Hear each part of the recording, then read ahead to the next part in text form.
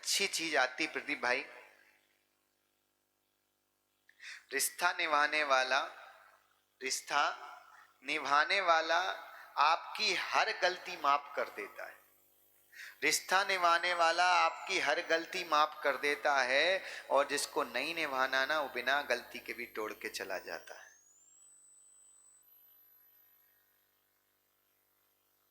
आज आचार्य महाराज आपको वही सारी चीजें बताने वाले हैं। अभी जितने थी ना देव मूर्ता, गुरु मूर्ता, जो जे थी ना, याद रखना, अगर इनमें दोष लगता है तो हमारा सम्यक जाता है। क्या था? इनमें दोष लगता है तो हमारा क्या जाता है? सम्यक जाता है।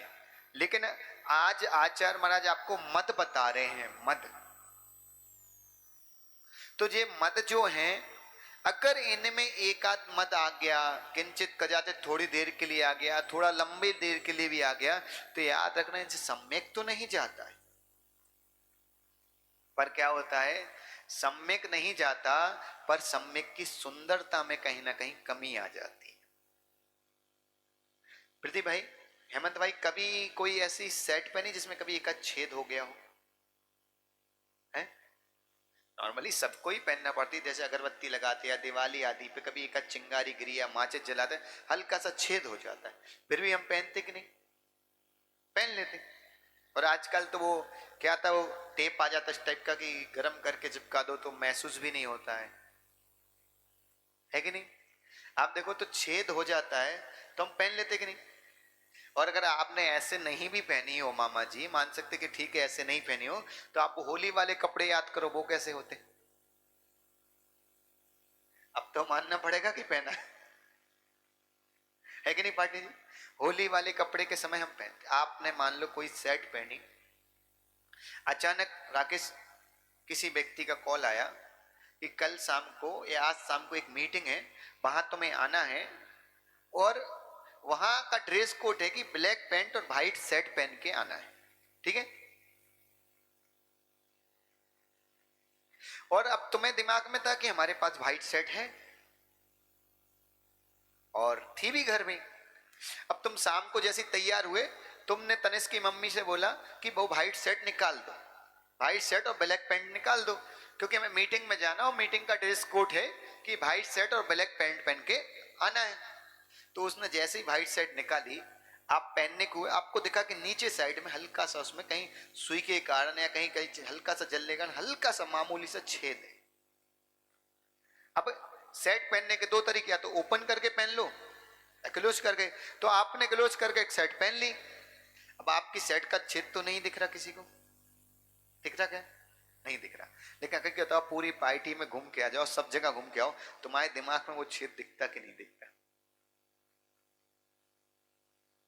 क्या होता है? वहां आप लोगों को भी याद हो, आपकी साड़ी में कोई छेद हो या कुछ भी हो, आप पूरा घूम के आ जाओ, पूरी शादी घूम के जाओ, पूरी पार्टी घूम के आ जाओ, घर आके सबसे पहले क्या बोलते, जैसे ही घर पहुंचूंगी सबसे पहले तो ये ऐसी साड़ी खरीदनी है, इसमें देखो थोड़ा छेद है। अब पता, पूरी पार्टी में किसी भी व्यक्ति को वो छेद नहीं दिखता है, नहीं दिखता मामा जी। लेकिन मन में तो तुम्हारे छेद आता कि नहीं, अरे यार हमारी शर्ट में छेद है। जैसे ही राकेश वापस आए, क्या करे, अब कल एक दो दिन के अंदर दूसरी नई शर्ट खरीदने का भी जरूरत पड़ गई तो क्या होता है, वो छेद चुभता है। अब बताओ उस छेद से प्रॉब्लम क्या, उस सेट नहीं रहेगी है? उतने से छेद से कहा जाए ना, तो कई बार पानी की धार भी डाल दो तो मुश्किल से, अगर मान लो 1 लीटर पानी बहाया जाए तो पता जाओ उस छेद से 1 बूंद अंदर आए, लेकिन वो छेद कितना चुभता है, पीड़ा देता कि नहीं? उसी तरह ये जो मद है ना, याद रखना, इनसे हमारा सम्यक नहीं जाता, लेकिन अगर ये मद हमारे अंदर आ जाते तो हमें सम्यक में कहीं ना कहीं पीड़ा देते हैं, छोटे छोटे से, और थोड़ी थोड़ी देर के लिए आते, कभी कभार आते, कई बार तो ऐसा होता है महीने खान में आते, कई बार तो सालों तक याद ही नहीं रहता। लेकिन क्या होता है, ये छोटे छोटे छेद भी हमें पीड़ा देते हैं। और याद रखना, रास्ते में चलते समय, आकाश बाबू, रास्ते में चलते समय बड़े बड़े पत्थर हम बच जाते हैं, लेकिन छोटे छोटे कंकड़ कई बार चुभ जाते हैं। उसी तरह याद रखना, बड़े बड़े दोषों से हम बच रहे हैं क्योंकि उनसे हमें दिखता है बचना, लेकिन जो छोटी छोटी बातें जो हम अपने मस्तिष्क में या मुख से किसी को बोल देते हैं, याद रखना वही बातों से हमारे रिश्ते और संबंध टूट जाते हैं। आप देखो, किसी व्यक्ति को आप गाली दे दो कभी बुरा नहीं लगेगा, लेकिन आप व्यक्ति की बिना गलती होने पे उसकी छोटी सी गलती पे आप डांट दो। हम क्या बोल रहे हैं कि यही इसी सभा में किसी व्यक्ति से गलती हो जाए, आप उसको भयंकर तेज डांट दो, उसको बुरा नहीं लगेगा, लेकिन अगर उसने कोई गलती नहीं की है, ऐसी कोई गलती जिस पर डांटने की आवश्यकता नहीं, फिर आप डांट दो, उस बात का बुरा लगता है।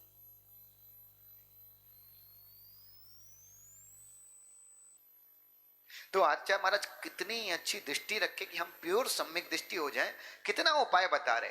आप देखो कि उन्होंने बता दिया कि देव कुदेव कुगुरु कुशास्त्र आदि और निकांचन निकांचन इनके विपरीत कांचा रखना, शंका करना है, गिलानी करना, अप्रभाव ना करना, द्वेष रखना वात्सल का। तो आप देखो ये सारी चीजें करने से सम्यक जाएगा। अब बोले कि तुम सम्यक तो मिल गया है, लेकिन सम्यक के कपड़े में कहीं छेद ना हो जाए। अगर छेद हो गया तो किसी को नहीं देखेगा, लेकिन तुम्हें तो तकलीफ देगा। मतलब आप सोचो, अभी तक तो दूसरों की तकलीफ हमसे दूर हो रही थी, या हमारे निमित्त से दूसरों के, अब वो हमारे निमित्त से हमारे अंदर जो तकलीफ हो रही उनको भी दूर करने का प्रयास कर रहे। मतलब कितनी कृपा है आचार्यों की हमारे पास।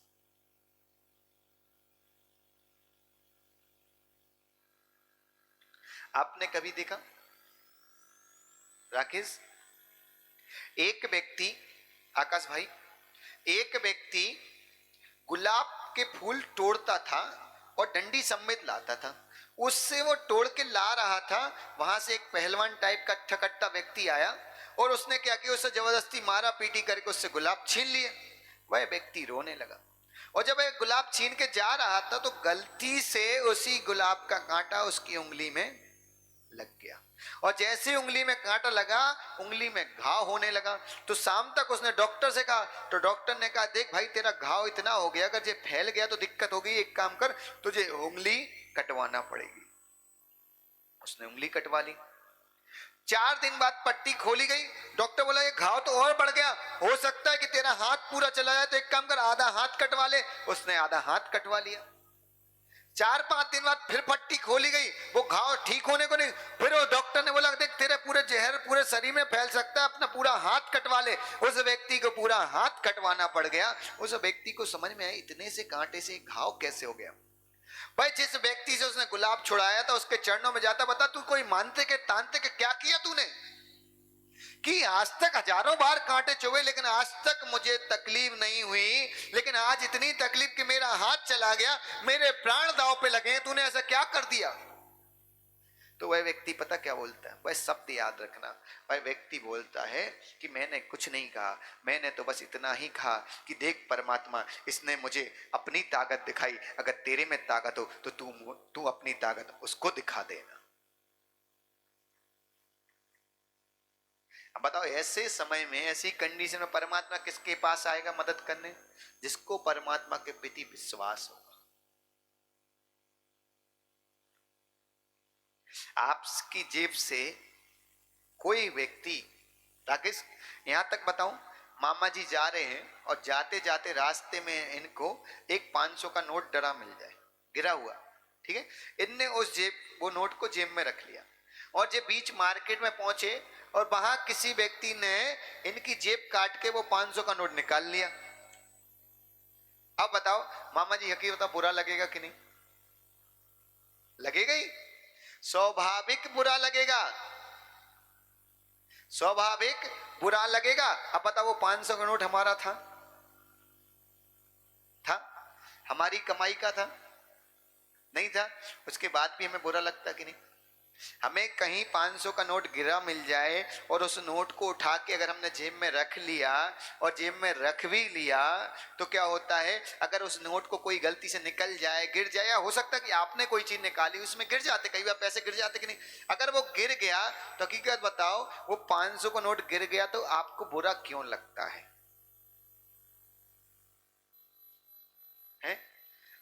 गिर गया तो आपको बुरा क्यों लगता है? आपका था? नहीं था, फिर भी हमें बुरा लगता कि नहीं? आप देखो, वहां आपको चलो 500 का नोट पे भरोसा नहीं है, आप किसी शादी में गए, किसी फंक्शन में गए, ठीक है, और वहां उसने फंक्शन में आपको भोजन के लिए बुलाया था, आपको कुछ भी नहीं पता था कि और क्या होने वाला है, अचानक आपको पता चला कि वो व्यक्ति आपको एक रिटर्न गिफ्ट दे रहा है, ठीक है। अब वो रिटर्न गिफ्ट दे रहा है, राकेश कई बार क्या होता है कि थोक के भाव में जब सामान आता है तो कोई एक आध पीस उसमें टूटा भी निकल जाता अंदर से, कोई पूरे पीस खेल के तो देखता नहीं कोई व्यक्ति। अब वो माँ किस्मत से वो पीस अविनाश जी की घर से मिल गया उनको। अब वो जैसे ही उनने घर पे आया और उनने वो डिब्बा खोला, अब वो डिब्बे तो मिल गया, उसमें कहीं जाना कि चूड़ी टेढ़ी मिल गई या टूटी मिल गई। अब बताओ तुम्हारा चेहरा उदास होगा कि नहीं अविनाश जी? है? खाने के लिए जब गए थे तो तुम्हें तो यही पता था ना कि खाना मिलना है? कि तुम्हें ये भी पता था कि डिब्बा मिलना है? यही पता था ना खाना मिलना है। तो बताओ तुम जो सोच के गए थे वो तुम्हें मिल गया कि नहीं है? अब बताओ ये डिब्बा तो तुम्हें एक्स्ट्रा मिला ना, और जबकि तुम्हारे दिमाग में नहीं था, तुम्हारे दिमाग में भी नहीं आया था, तुम्हारे मन में भी नहीं आया था कि डिब्बा मिलना है। होता कि नहीं माँ ऐसा कई बार? प्रदीप भाई पूछ लो बाजू में, होता कि नहीं? होता कि नहीं? लेकिन अगर वो डिब्बा टूटा निकल जाए तो फिर तुम्हारे परिणाम इतने खराब क्यों हो जाते? और कई बार तो यहां तक होता है प्रदीप भाई कि उस व्यक्ति से मान लो कभी तुम्हारी किंचित कदाचित कुछ ऊपर नीचे हो गई हो ना, मान लो राकेश ही है और राकेश से लाला जी कुछ हो गई हो और राकेश ने मारे तो पर पता दिमाग में कहता है वो राकेश ने जानबूझ के हमें ये वाला दिया, और जबकि दिख भी रहा है कि ढेर लगा है, वो यूं उठा उठा के दे रहा है, उठा उठा के दे रहा है, लेकिन हमारे दिमाग में कहता है जानबूझ के उसने हमें ये वाला दिया। अब बताओ ऐसा कोई भी होता है कि जानबूझ के देता है? लेकिन दिमाग में क्या क्या आ जाता है। तो अब बताओ जिस सारी चीजें जो व्यर्थ की सोच आई, ये कहीं से आई है कि हमने स्वयं बनाई है? स्वयं बनाई ना, है कि नहीं? अब प्रदीप भाई बताओ वो नोट पे मामा जी को बुरा लगना चाहिए था कहा है? लाला जी के घर से उनको डिब्बे पे बुरा लगना चाहिए था कहा? नहीं लगना चाहिए था ना? सही से बताओ, लगना चाहिए था क्या? नहीं लगना चाहिए था। तो लाला जी उसी तरह जब तुमने जन्म लिया तो तुम्हें विश्वास था कि तुम सन्मति पार्क में आके रहोगे? तुम्हें विश्वास था कि तुम्हें गुरुओं का सानिध्य मिलेगा? तुम्हें विश्वास था कि तुम्हें लक्ष्मी का सानिध्य मिलेगा? या तुम्हें विश्वास था कि यही तुम्हारे बेटे की मां होगी? कोई चीज पता थी हम सबको? नहीं पता थी ना। ये सारी चीजें तो किस्मत के नियोग से अचानक मिल गई। अगर इन चीजों में थोड़ी खराबी हो भी गई फिर बुरा लगने वाली बात क्या है? ये तो तुम्हें पता ही नहीं था कि तुम्हें मिलना है, ये तो तुम्हें अचानक गॉड गिफ्ट मिल गई हैं। और जब मिली हुई चीजें हैं तो जरूरी नहीं है कि तुम्हें सारी चीजें अच्छी से अच्छी मिले। जितना तुम्हारे भाग में वही तो तुम्हें मिलेगा। लेकिन हमें क्या होता है कि हम दूसरों की चीजों से अपनी चीजों की तुलना करते हैं कि उस व्यक्ति को इतनी अच्छी मिली तो मुझे भी इतनी अच्छी मिलनी चाहिए, लेकिन उस व्यक्ति के भाग्य से कभी तुलना नहीं करते। कुछ व्यक्ति का भाग्य इतना अच्छा है तो मेरा भाग्य भी इतना अच्छा होना चाहिए। याद रखना, तुम्हें वो ही मिलता है जो तुम्हारे भाग्य में होता है, तुम्हें वो ही मिलेगा जो तुम्हारे भाग्य में है। याद रखना, दूसरे को वो ही मिलेगा जो उसके भाग्य में। आज से तुलना करने से पहले ये देखो कि हमारे भाग्य की औकात कितनी, जितनी तुम्हारे भाग्य की औकात है उतना ही तुम्हें मिलेगा। तुम्हारे सोचने या तुम्हारी मेहनत से नहीं मिलता, तुम्हारे भाग्य से मिलता है। अब आचार्य महाराज हमें बहुत अच्छे से समझा रहे। आज का श्लोक सब लोग अच्छे से सुनना। आज 25, 26 और 27 आपकी हजारों समस्याओं का समाधान है ये श्लोक। आचार्य महाराज क्या कह रहे हैं? ज्ञानम पूजम कुलम जातिम बल मध्य तपो बभो अष्टावासित मानिस्तुम स्मया माहो गतर्स्मया। ज्ञानम पूजम कुलम जातिम बल मध्यम तपो बपो अष्टावासित मानिस्तुम स्मय माहो गतस्मया। क्या कह रहे? पहली लाइन में तुमने 8 मदों के नाम लिख दिए। कौन कौन सा मद है पहले भी समझ लो। क्या है? ज्ञान। दूसरा पूजम मतलब पूजा। कुलम मीन्स कुल। जाति मीन्स जाति। बल, बल तो सब जानते हैं, बल मीन्स क्या होता है? बल। और मरिद्धि मतलब रिद्धि, रिद्धि मीन्स वैभव, ठीक है ना। तपो मीन्स तप, और बपू मीन्स शरीर। जी क्या है? अष्टावासित मतलब जे 8 प्रकार के निमित्त हैं मद को पैदा करने वाले। उनसे क्या होता है? क्या लिखा है इसमें? अमाहु गतर्स में एक घमंड करने को गर्व रहित जिनेन्द्र देव ने मद कहते हैं। किसने कहा? सबसे बड़ी चीज, सबसे पहली चीज क्या? ज्ञान। तो ज्ञान मद है, ज्ञान का मद नहीं करना। ये किसने बताया? जिनने ज्ञान का मद नहीं किया। किसने? जिनेन्द्र देव ने। है पूजा, पूजा आपकी प्रतिष्ठा है, आपका नाम, उसका मद नहीं करना। किसने कहा? जिसने नहीं किया। वो कौन है ऐसे?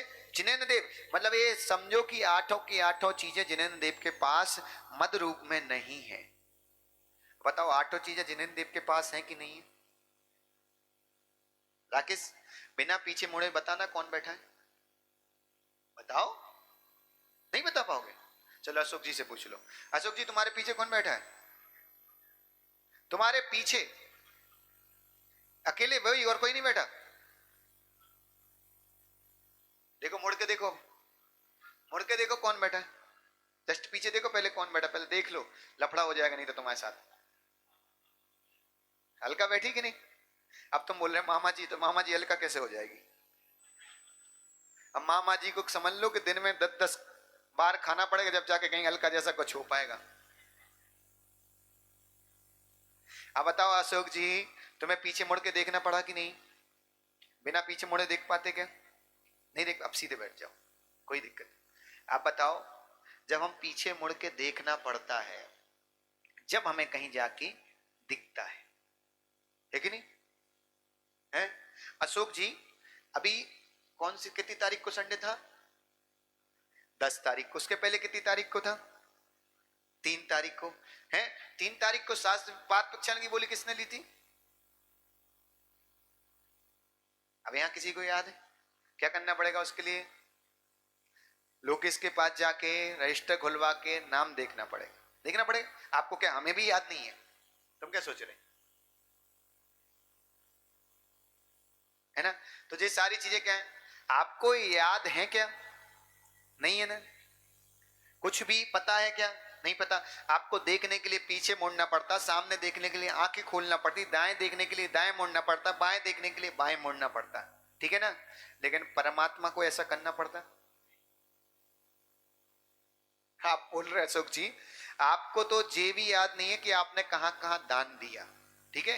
आपका खुद का बता रहा हूं, हर व्यक्ति को, अशोक जी नहीं, किसी को भी पकड़ लो, किसी भी व्यक्ति को ये भी याद नहीं रहता कई बार कि उसने कितना दान दे दिया, कहां कहां दिया। लेकिन याद रखना, परमात्मा को तो ये भी याद है कि तुम यहां से मरने के बाद अगले जन्म में जब सेठ बनोगे तो कहां दान दोगे, ये भी उसको पता है। बताओ, उसके ज्ञान के सामने तुम्हारा ज्ञान कुछ है? कुछ भी नहीं है। लेकिन उनको ज्ञान का मद है क्या? अभी ऐसा है कि मान लो प्रदीप भाई को थोड़ा सा किसी विषय में थोड़ी सी कोई जानकारी सुन मिन के इधर उधर से उठा उठू के तो लाते हैं। क्या होता है, अब कई यूट्यूब से, कहीं दुनिया भर से तो उठा उठा के इधर उधर से जानकारी लाते, कोई किताब पढ़ के लाते, और फिर पता उस विषय में अगर 2 लोग चर्चा कर रहे हैं तो हम बीच में कूद जाते। कभी देखा सुख जी, आप किसी से किसी विषय में बात कर रहे हो और फिर तीसरा ज्ञानचंद आके वहां ज्ञान दे देता है। सच में एक चीज तो बहुत अच्छी हमें गॉप्ट मिली मनुष्य को, एक ज्ञान देना और एक सलाह देना, इतना मजा आता है, इतना मजा आता है। कोई नहीं भी लेना तो फ्री में देता है व्यक्ति। आप बस यहाँ कार्यालय में बैठ जाओ और एक बोर्ड लगा लो कि अमुक चीज के बारे में जानकारी चाहिए। हम कह रहे हैं कि दान देने वालों की संख्या कम होगी, जानकारी देने वालों की संख्या ज्यादा होगी। और मान लो किंचित कदाचित लाला जी को किसी विषय के बारे में ज्ञान है और लोगों को, उन्हें पता भी है कि राकेश को पता है कि हम इस विषय में जानते हैं, और राकेश उस विषय के बारे में बोल रहा है, दूसरों से पूछ रहा, लेकिन लाला जी से नहीं पूछ रहा। अब बताओ लाला जी कितनी बेचैनी रहेगी। अब पता क्या होता है, बैठे बैठे थोड़ी आंखें ऐसी करेगा, कुछ ऐसी। अब लोग बैठे तो जाना इशारा नहीं कर पानी, तो सीधे बोले राकेश मेरे से पूछ ले। अब वो बोल नहीं पा रहा, लेकिन मुख से नहीं बोल पा रहा, पूरा शरीर बोलता कि एक बार तू मुझे देख ले, मैं बता दूं कि मुझे पता है, मुझे पता है। ऐसा होता कि नहीं? बताओ कितना पता है तुम्हें? है? कितना पता? थोड़ा ही तो पता है, हैं? थोड़ा ही तो पता है ना, पूरा पता क्या? फिर भी थोड़ा होने पे हमारे ज्ञान का कितना अभिमान है हमारे अंदर, कितना घमंड है। आप मानो, है, मान लो एक पल के लिए ऐसा करते नहीं, राकेश भाई बुरा नहीं माना, राकेश है, अब समाज में कोई बिल्डिंग बन रही है, अब राकेश से नहीं पूछा तो राकेश क्या सोचता? देखो कैसे लोग हैं, सबको पता है कि मैं इतना बड़ा बिल्डर हूं, मैं इतनी बिल्डिंगें बना चुका हूं, इतने पुल बना चुका हूं, इतनी सड़कें बना चुका हूं, लेकिन मेरे से नहीं पूछ पा रहे जानबूझ के। हमें समझ में नहीं आता कि व्यक्ति सुखी रहना चाहता ही नहीं है। आप बताओ कि अगर राकेश तुम्हें कोई व्यक्ति ने काम दे दिया तो तुम्हारा सुख बढ़ेगा कि दुख बढ़ेगा? अब बताओ, अशोक जी कहता है हमें सुखी रहना, खुद दुख ढूंढ के लाता है। आप बताओ जितने जो बड़े बड़े दिग्गज लोग होते हैं, समाज में प्रतिष्ठित होते हैं, अगर कोई फंक्शन हो आर के जैन साहब और उनको कमेटी में नहीं लिया जाए तो वे ऐसे मुंह फुला के बैठ जाते कुप्पा जैसे। अरे पगले कि जो भाई जो काम कमेटी में रहते वो कभी फंक्शन देख ही नहीं पाते। अब उन्हें भोजन की व्यवस्था, रुकने की व्यवस्था, ये व्यवस्था वो व्यवस्था में तो पूरा दिन निकल जाता है, और नहीं लो तो मुंह फुलाता। अरे बेवकूफ है वो लोग, सही बोल रहा हूं, इतने मूर्ख हैं वो लोग जो कमेटी में आना चाहते।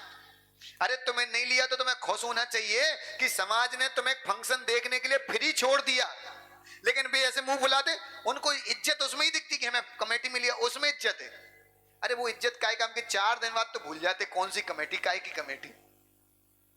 और तुम वो फंक्शन देखोगे, उससे जो पुण्य आश्रय होगा वो महत्वपूर्ण है कि कमेटी में आ गए वो महत्वपूर्ण है। अभी क्या होता है अशोक जी, जैसे कोई लोग हैं कहीं का अध्यक्ष का चुनाव ना, ऐसे चुनाव लड़ते, ऐसे चुनाव लड़ते, अरे पगले चुनाव जीत भी गए तो क्या टेंशन बढ़ जाएगी, जितने साल अध्यक्ष रहोगे उतने साल तुम्हारे नाम पे लोग गाली देंगे, कुछ काम बिगड़ गया तो। लेकिन उन लोगों को मजा क्या आता है बड़ा बनने में, है? आप देखो डीके जैन साहब, मान लो आपको किसी विषय का ज्ञान है और वो विषय पे हो रहा है, कोई नहीं पूछे तो बोलना बहुत अच्छा है, अगर पता तुम्हें दिख भी रहा है कि तुमसे पूछे मैं, तुम तो पहले ही मुंडी नीचे कर लो कि दत्ता कौन अभी फंसेगा, अभी काम दे दिया जाएगा, फ्री फुकट में करना पड़ जाएगा और मेहनत बढ़ जाएगी। और पता आते भी कैसे, भगवान सुखी रहे, वो खुद दुख ढूंढने जाते हैं। तुम लोग सही बताओ भगवान तुम्हारे साथ करे क्या? तुम लोग सुखी रहना चाहते हो कि दुखी रहना है?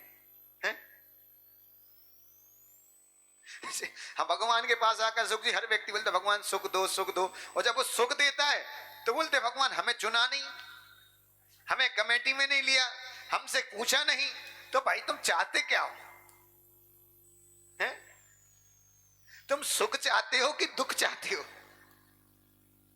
आप देखो जैसे क्या मान लो प्रदीप, कोई महिला मंडल का फंक्शन है और गलती से गोरवा महिला मंडल को नहीं बुलाया जाए।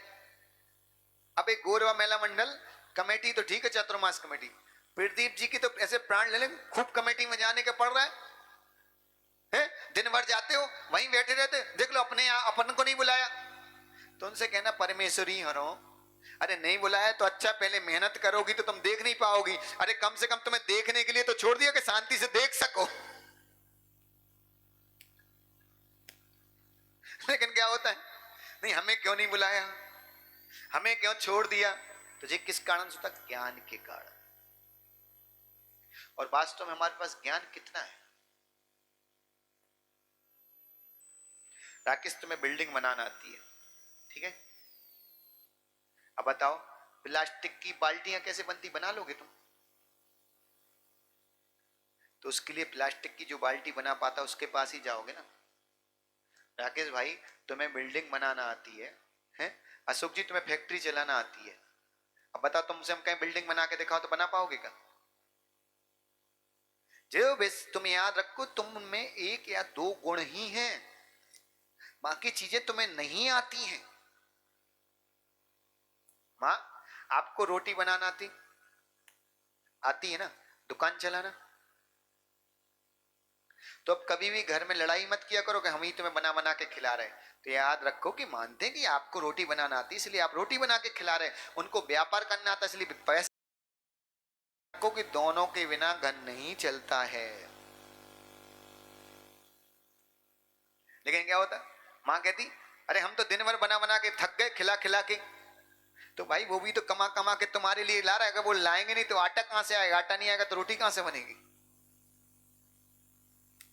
समझाना प्रदीप बेटे की मां को, कहना मत डांटना। अब ऐसा थोड़ा सा तो ज्ञान है, उसमें भी कितना अहंकार है? अब एक और चीज, अब मान लो अपन सब यहाँ बैठे सभा चल रही है? अब वहां मान लो आर के जैन साहब छोड़े से पीछे बैठे 10-12 फीट है, श्रीपल चढ़ाने बुलाया, बोले पिसनमना चातुर्मास कमेटी आए, अशोक जी आ जाए, राकेश आ जाए, पाटनी अविनाश ने दुनिया भर के नाम ले लिए, आर के जैन साहब का छूट गया। तो आर के जैन साहब आप याद रखना, ऐसे ऐसे परमेश्वरी लोग हैं, वो तुम्हें 10 बार बुला चुके जब तुम्हारे पास कोई व्यक्ति नहीं आएगा कि देखो आर के जैन साहब तुम्हें हमेशा आगे बैठा ला, तुम्हें बुलाया, लेकिन कभी एक बार छूट गया ना तो पता क्या कहें, देख लो और जाओ थे तुम्हारा ही नाम छोड़ दिया। तो उनसे कभी ऐसे लोग मिले ना अशोक जी, तो उनसे कहना भैया बहुत अच्छा किया, उतनी दूर से इतना चल के जाता, कितने जीव मरते, उतने जीवों की हिंसा मेरे से बचा ली, मुझे तो उल्टा पुण्य दे दिया उनने फ्री फोकट में, और क्या है? हैं?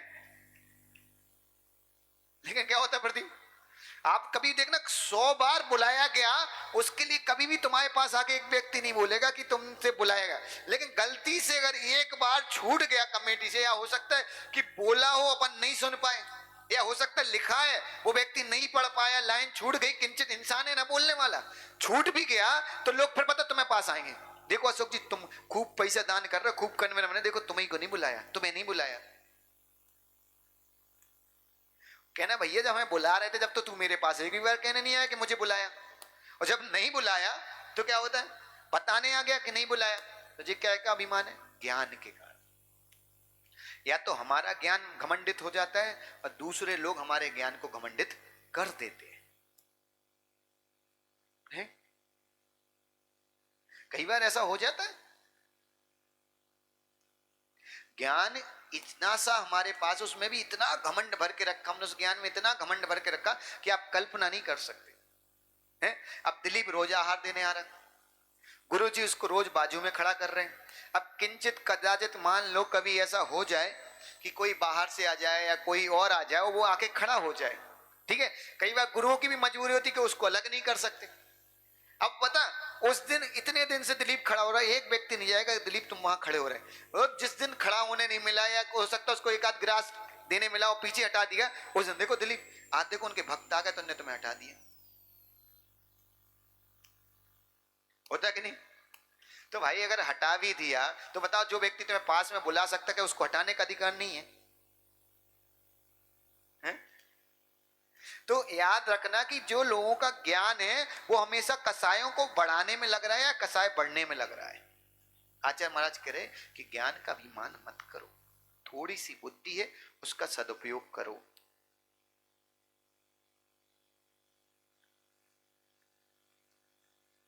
एक बार क्या हुआ अशोक जी, एक चिड़िया थी छोटी सी, एक छोटी सी चिड़िया, उसके 2 बच्चे थे, तो एक नदी के किनारे पहुंची और वहां 2 पेड़ लगे हुए थे, उसने एक पुराने पेड़ से बोला कि मैं तुम्हारे टहनी पे अपना घोंसला बना के रह लूं क्या?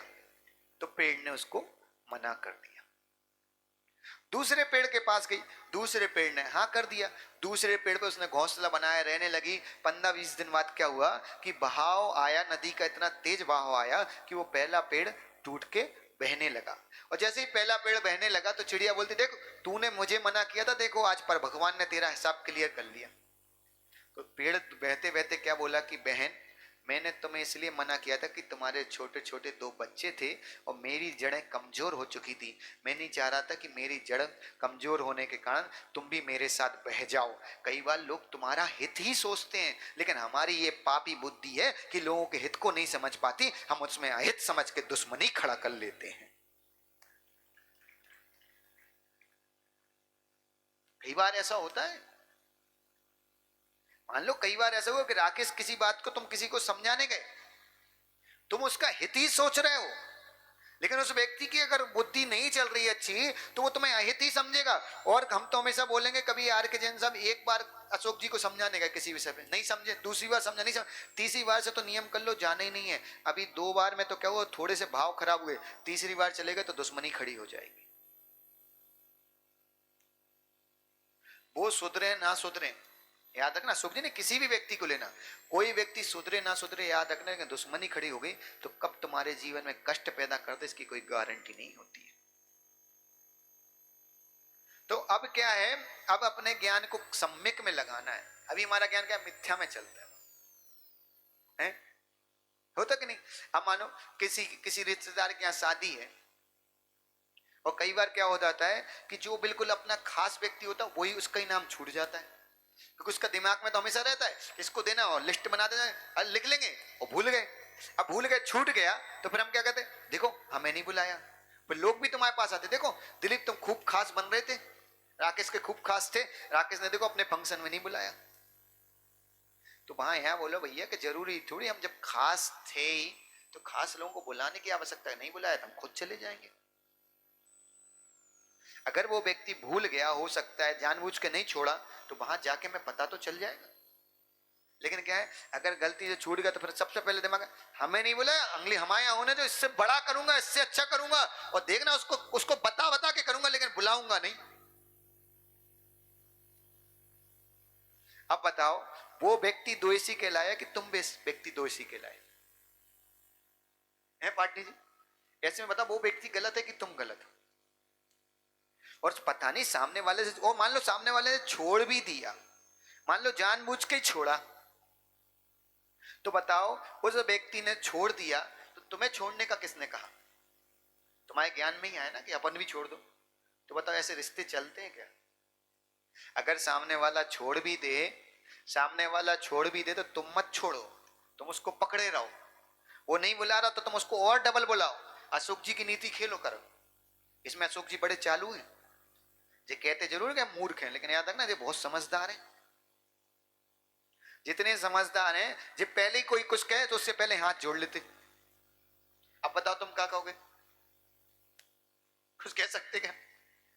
अब ये ऐसे व्यक्ति हैं, मान लो राकेश इनको नहीं बुलाए तो जी और समझदार है, राकेश को जानबूझ के अपने घर पे बुलाएंगे और इतना खिलाएंगे जानबूझ के, इतने प्रेम से खिलाएंगे कि राकेश शर्मिंदा हो जाए। जी बड़े समझदार हैं। ऐसे ही थोड़ी हरियाणा का दूध है भाई, हरियाणा का दूध पूरे विश्व में फेमस है कि पचाना अच्छे नहीं पचा पाते। हरियाणा का दूध गुजरात में बैठा था, मतलब कुछ ना कुछ तो समझदारी लेके बैठे ही होगा। आप सोचो जो गुजरात व्यापारियों की नगरी कहलाता है, वहां जाके हरियाणा से उत्तर प्रदेश से आके अगर कोई व्यापार कर रहा हो, गुजरातियों पे भारी पड़ा तो कहीं तो कुछ दिमाग में होगा। याद रखो कि जितने कठिन होंगे, जितने सीधे पेड़ होते हैं, याद रखना जितने सीधे पेड़ होते हैं वो काटे जाते हैं, और जितने टेढ़े पेड़ होते हैं ना वो जीवन भर खड़े रहते। लेकिन टेढ़े होना पर विनय पूर्वक टेढ़े होना, कसाय पूर्वक टेढ़े होगे तो सड़ जाओगे, और विनय पूर्वक टेढ़े रहोगे तो दुनिया में चल जाओगे, और दुनिया में चल जाओगे तो पूरा जीवन आनंद से जी पाओगे। तो अब हेमंत क्या है कि हम तो रोज गुरु जी के पास आते, हमें तो कभी नहीं बुलाया मंच पे। तो ये नहीं सोचना, अरे ये सोचना कि कम से कम रोज आ तो पा रहे, जो लोग नहीं आ पा रहे उनसे तो अच्छे। तो याद रखना अपने ज्ञान को कायम में लगाना। जो मिला उसको एक्सेप्ट करो, जो नहीं मिला उसका आनंद लो। अब ऐसा नहीं कभी भी कुछ फंक्शन हो, हमें नहीं कमेटी में लिया तो बुरा नहीं मानना। क्या सोचना कि कम से कम कितना अच्छा कि हमें छोड़ तो दिया, हम शांति से बैठ के देख तो पाएंगे। अब मानो या ना मानो, जो व्यक्ति कमेटी में होते हैं, राकेश तुम तो रहते हो, दिलीप रहते हो, और अशोक जी आर के जैसे आप लोग रहते हो, सही बताओ जब फंक्शन होता कहीं ना कहीं दिमाग में टेंशन भी तो चलती। अशोक जी भोजनशाला तुम्हारे पास है, सही बताना दिमाग में रखता कि कहीं खराब ना हो जाए, गड़बड़ ना, कभी तो मन में विचार आ ही जाता होगा। अगर नहीं होती तो क्या, शांति से उठाओ थाली खाओ, अपने घर निकल जाओ, अपना क्या जा रहा, जिसका उसकी टेंशन। लेकिन दिलीप लोग कैसे हैं, भगवान के पास आते हैं, भगवान सुख दे दो सुख दे दो हैं, और थोड़ा सा कुछ फंक्शन हो भगवान का और उसमें कमेटी में नहीं ले तो कहते हम ही को छोड़ दिया, तो दुख खुद मांगने जाते। अब भगवान भी कंफ्यूजन है कि तुम्हें देना क्या है उसको। एक बार एक विचार करो, सब लोग मिलके भगवान के पास जाके निर्णय ले लो कि या तो भगवान हमें दुखी दुख दे दो या सुखी दुख दे दो, या फिर बोल के आया करो मिक्सचर दे दो। आपके सामने आए तो झूठ बोलने की ताकत दे दो, और दुनिया के सामने आए तो इज्जत की ताकत दे दो। तुम्हारा ज्ञान क्या मांगता है? भगवान के सामने झूठ बोलने की ताकत देता है। गुरु कभी प्रवचन करें कभी कुछ करें तो क्या होता है, हम बोलते सही कह रहे हैं महाराज, सबको दुनिया में कोई भी चीज अपनी नहीं है, और जैसी फैक्ट्री पहुंचे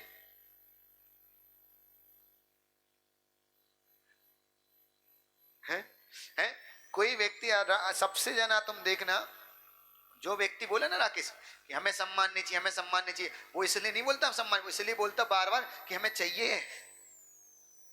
तुम भूल मत जाना कि कारी का मोहर, हमारा नाम मत भूल जाना। जैसे बाहर से बहुत सारे लोग आते हैं हमारे पास और हम धीरे से बोल जाते हैं महाराज जी हमारा सम्मान नहीं कराना। तब नहीं कि तुम्हें सपना कैसे हो रहा है हम तेरा कराएंगे कि नहीं कराएंगे, तो ये कहना आ रहा है कि महाराज जी हमारा करा देना।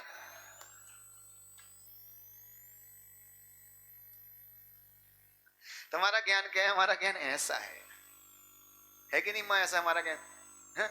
आप बताओ, आपने खाना बनाया और कोई दिन अच्छा बनाया, दिलीप की बेटे की माँ ने खाना बनाया और दिलीप खा पी के निकल जाए और जाना बोलेंगे अच्छा बना, फिर देखो दूसरे दिन तो भाई सूखी सब्जी और सूखी रोटी मिलनी दिलीप को। कल बनाया था अच्छा, कुछ नहीं बोला तुमने, तो भाई तुमने बनाया उनका पेट भर जाए इसलिए बनाया था कि तुम्हारे मान की पुष्टि हो जाए इसलिए बनाया था। किस लिए बनाते माँ? हमारे परिवार का, हमारे बच्चे का, हमारे पति का, हमारे पिता का पेट भर जाए, इसलिए मत बनाओ कि हमारा नाम हो जाए। क्योंकि ये जो ज्ञान है ना, ये ज्ञान हमें अभिमान बढ़ा रहा है, और ये ज्ञान के कारण ही हमारे 8 मद बढ़ रहे हैं, और इन 8 मदों से क्या हो रहा है, हमारे सम्यक में दोष लग रहा है। सम्यक में दोष लग रहा है वो तो ठीक है, हमारा पाप बढ़ रहा है। और हकीकत याद रखना, जब जब पाप बढ़ेगा, फिर से बोल रहा हूं, जब जब पाप बढ़ेगा, जब जब पाप बढ़ेगा, आपके पास बुद्धि की, आपके पास ऐश्वर्य की, आपके पास धन की, आपके पास प्रतिष्ठा की हानि नियम से होगी। और जब जब पुण्य बढ़ेगा, जब जब पुण्य बढ़ेगा, आपकी बुद्धि भी बढ़ेगी, आपका यश भी बढ़ेगा, आपकी प्रतिष्ठा भी बढ़ेगी, और आपका धन भी बढ़ेगा। याद रखो, परमात्मा आपका धन नहीं छीनता, आपकी बुद्धि ही आपसे धन छीनती है। परमात्मा आपको धन नहीं देता, आपकी बुद्धि ही आपको धन देती है। तो हमें अपने ज्ञान को सम्यक रूप में लगाना है, सच्ची सोच में लगाना है, जिसको आप लोग में बोलते बी पॉजिटिव। हमेशा बी पॉजिटिव ही रहो, हर क्षेत्र में रहो, केवल व्यापार के क्षेत्र में नहीं, धर्म के क्षेत्र में भी रहोगे तो तुम नीम से धर्मात्मा बन जाओगे। और धर्म के क्षेत्र में अगर नेटिव बने रहे तो नाम के तो धर्मात्मा रहोगे, लेकिन काम के धर्मात्मा नहीं बन पाओगे। इसी मंगल भावना के साथ कि हम अपने ज्ञान का सदुपयोग करें। बोले आचार्य भगवान विशुद्ध सागर जी गुरुदेव की।